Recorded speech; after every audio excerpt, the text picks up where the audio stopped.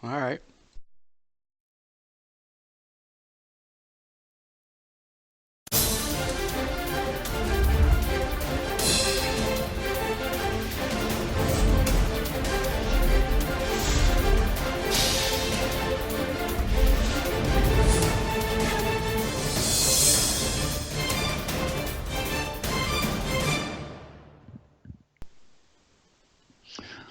Well, greetings everybody, and welcome to Metaworld News with the headlines for the week ending 26th of November 2016. A quick apology if you're watching this live. Apparently, we went out without audio a few minutes ago, so hopefully you're with us and hearing us fine now. Yep, it's O- it's working well, Mel. Okay, thank you, James. James, of course, is sitting here with me, running all of our cameras and everything else, and has double checked the audio, so we are good. Okay, you can find my main Twitter feed at twitter.com/Malburns. That's Malburns, or one word. And I'm going to start with, there aren't very many this week, but just some choice posts from there.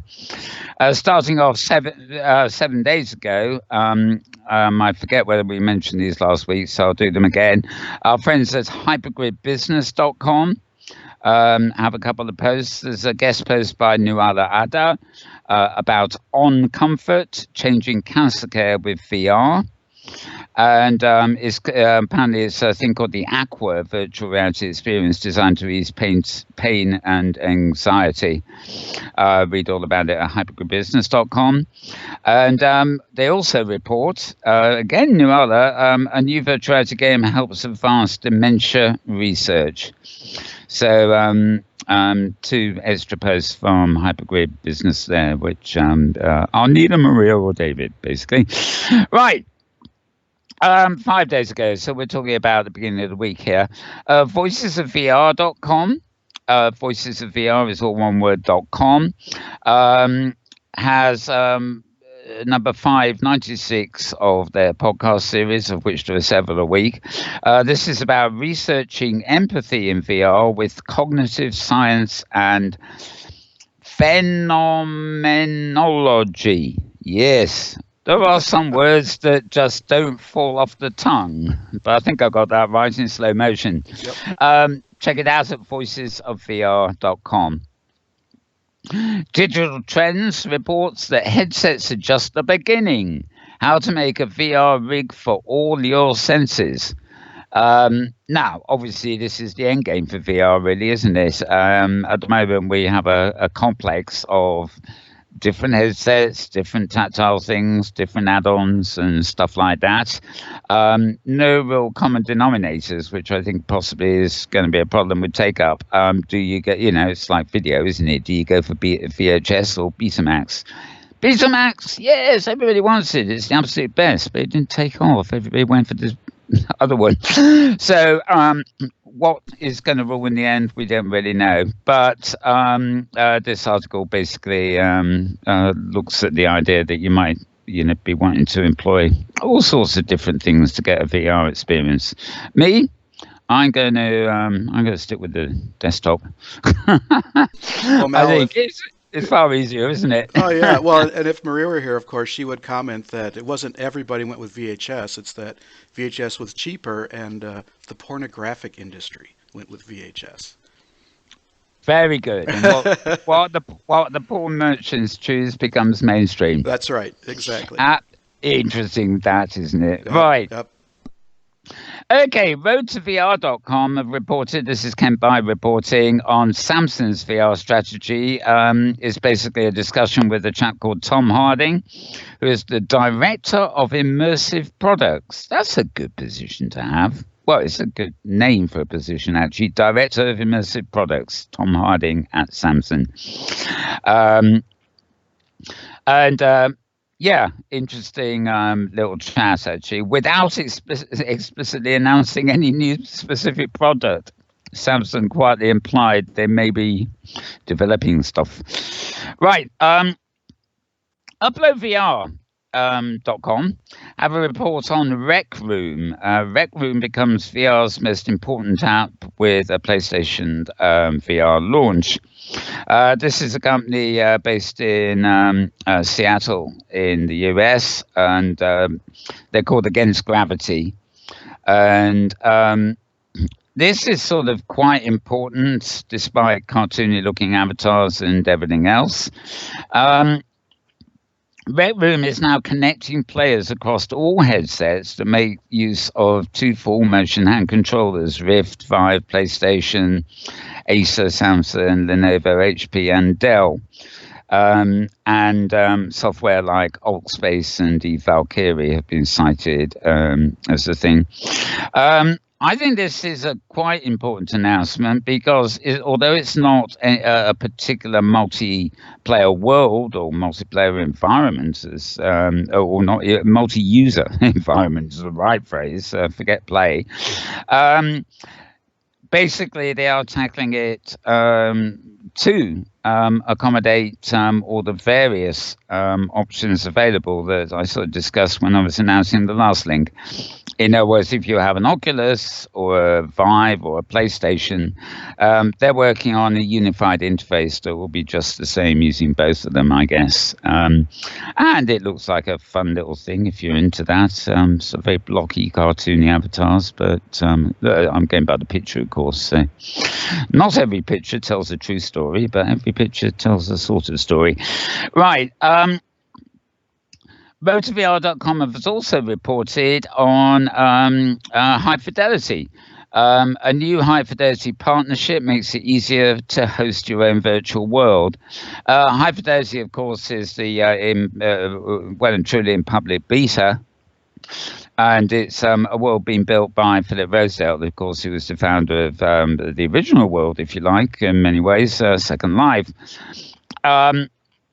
High fidelity, basically, all you host yourself and do yourself in high fidelity is actually on your own personal sandbox, which resides in your computer, though it's not really obvious. However, for people building quite a lot, that might not be the best place to be doing it. So they've now come up with an update that easily allows you to contact, like a website host or a particular specialist in virtual worlds, host your world in the cloud somewhere and then connect it into high fidelity's linking infrastructure. So it's no longer on your computer connected to high fidelity. It could also be independently hosted and connected to high fidelity. So some moves there. And of course, in the cloud, some things will be an awful lot faster. Right, uploadvr.com.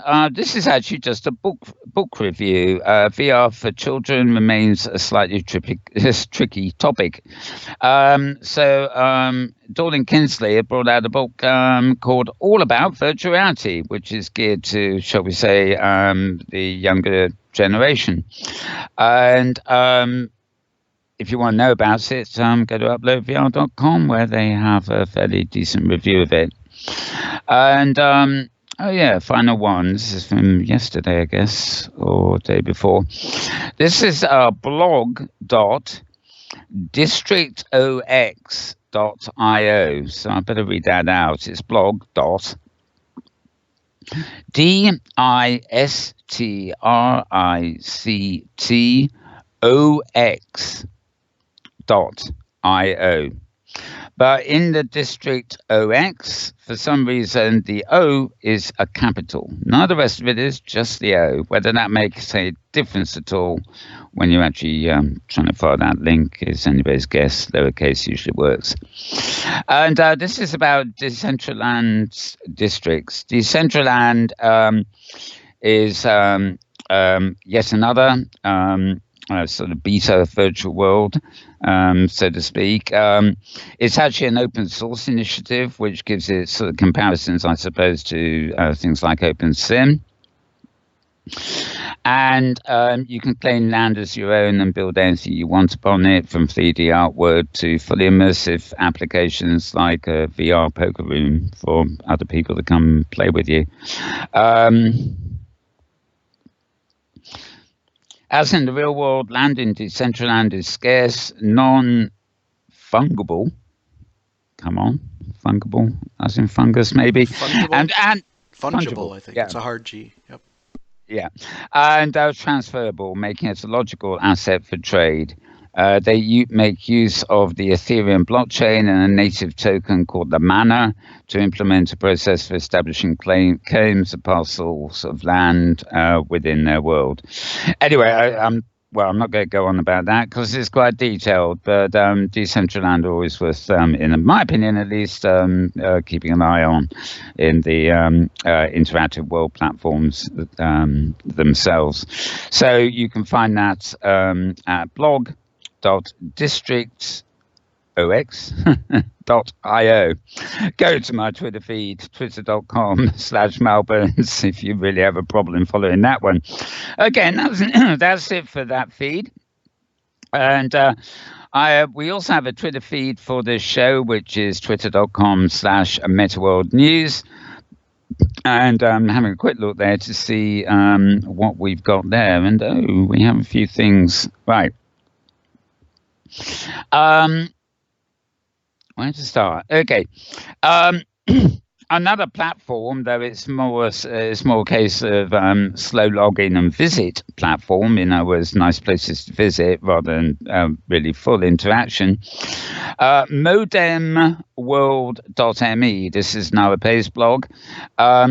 It's a blog called Nature's Beauty in Sansar. Sansar is a new platform from Linden Labs, where you choose a destination and go in and explore basically with friends and whatever. And it's in open beta, really.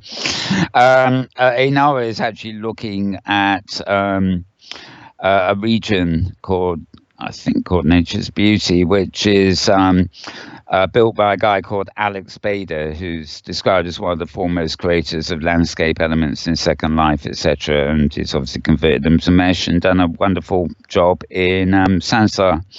And I must admit, when I saw this build, it is very drool worthy, which is probably why I tweeted it as an example of a very good environment. I'm very fond of naturalistic looking environments, virtually. Right, report from Thursday November at hgsafari.blogspot.com. Safari goes to Dallas. This was a visit during the week of the Hypergrid Safari, where they went to a region, I think it's on Third Life Grid, if my memory serves me well. On November 22nd, 1963, shots rang out in Dealey Plaza as President John F. Kennedy was assassinated. Basically, it's an anniversary of that, believe it or not. And basically there's a whole rebuild of the environment where it happened, and it's sort of educationally too. All the buildings are aligned where the shots were fired, and there's links to background videos and stuff that basically confirm everything that is now known, and it's all replicated fairly simply but very effectively at this build. So that was interesting. So check out hgsafari.blogspot.com. And there's another report from there if I can find it. Right, I went back 2 pages instead of 1. Right, here we go. And also, Safari learns all about Ever. Again, it's gsafari.blogspot.com. And the first visit during the week was with a guy called Nick Svart, who's actually working with people over here in the UK, although I believe he himself is Dutch. Just going to open that very briefly.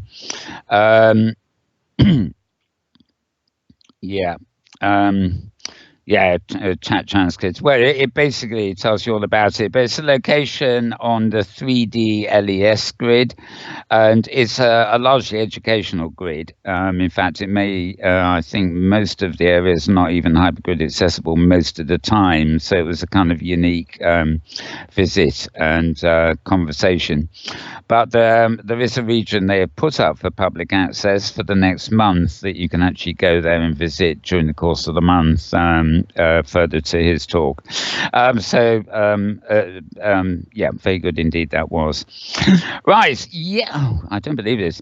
Yet again, a post at hgsafari.blogspot.com. Thank you, Thursday. She's actually hanging around on site here, waiting for the next show. So thank you, Thursday. On last week's In World Review, one of our guests was Laura Destiny talking about a fashion show. Actually, I guess this is over now, so I don't really know why I'm talking about it. Safari has a little post about that fashion show, and of course, there's a lot more coverage, including a live model we had on the show last week. Modern World ME and Ara Pay again talks about a paranormal investigation in Sansar. This is not so much a visual one, but an interactive experience by Abramelin Wolf. Over in Sansar. I've already mentioned Decentraland. Oh, yes, and there's actually the developer update is dated October 30th, so it's not exactly new, but blog decentraland.org, that's DECENTRALAND.org. Oh, bell went off and jumped me here in my headphones. Sorry about that. Basically, it's a developer's update. It just seems to surface despite the date on it. So if you're interested in dev news from that platform, that's where you want to go. So now we go back again, and this is in the feed. I'm just going to check briefly whether we got anything to talk about over on Google Plus. And actually, the only interesting thing on Google Plus is another post from hypergridbusiness.com. It's actually dated 21st of November, but that means it came up earlier in the week. ZetaMex's new low hosting prices. Basically, it's Maria is reposting a PR release, really. ZetaMex, who host various grids and have one grid of their own if all you want to do is to host regions, whatever. They've actually reduced their hosting prices, and they're doing a few various special offers. I think this is general, had nothing to do with Black Friday specifically. So if you're looking for somewhere to host, ZetaMex are pretty well known. As far as I know, all their servers are in Europe, or most of their servers are in Europe, as opposed to other world hosting places like DigiWorlds, for example, where the servers are in Florida in the USA. And distance shouldn't matter, but it does sometimes, so worth bearing in mind. Okay, well, that's it from me. But James, of course, probably has a little bit of news from the OpenSim developers mob. Have you, James? From the mob, yes. Yeah, indeed. the mob. Yeah. I was able to attend the meeting last Tuesday, and this is a meeting of the OpenSim developers, actually open office hours when grid owners and users can visit with the developers and discuss about issues. And the log from this is located at opensimulator.org/wiki/office_hours. And I just reported a little bit of a summary here. It was a well-attended meeting, but we really only talked about more discussion about the mute list on the server issue, and they're making some good progress on that. And people are really going to look forward to having who you've muted remain past a if you're doing a reset. Whenever the viewer cache is cleared, you lose all the muting settings. So saving this on the server is going to be a big improvement for a lot of social activities. And then there was a little bit of discussion about what grids and what versions of Open Simulator are being used. And so a little bit of an interesting discussion. Adoption is proceeding, I'd say, slowly. And of course, some of the big grids are still reluctant to dive into that. And I'm talking about version 0.9 of the Open Simulator server software. And so that's about it. Okay. Yep. Things like that are bound to be, slow take up, really, given the size of OpenSim now. I mean, many grids are I'm not saying they're cautious about the update, but they may need to tweak things themselves before updating or test it out some places and not others. Yeah. Just because major updates are always major updates, Yeah. whatever the software really. Yeah, true that. And then, Mel, I had one comment about one of your stories on your Mel Burns Twitter feed. And Yeah. I just thought it was interesting that you listed a number of manufacturers of headsets. And it was interesting to me that the new Windows mixed reality headsets were in that list. And so the Lenovo, the HP, all of this somewhat new platform, but I think it started to have some impact, possibly on social virtual worlds. It would be great to see something like that happen with a platform that's a little more accessible than the Oculus and the HTC Vive. Yes, indeed. I mean, Yeah, one of the problems, with Oculus 5 and all the rest, of course, has been that it's okay bringing out this wonderful kit, but where's the content? And I don't know why, but, there seem to be all these partnerships where people are providing content for, say, Sony, others are providing content for Oculus, others for Vive, and rather than content that works everywhere. And I yeah, think, I think that was the idea. That sort of there should be content that is going to work whatever combination of kit you're using. So yes, indeed. yep. And yeah, good point. That the mixed reality headsets are amongst that list.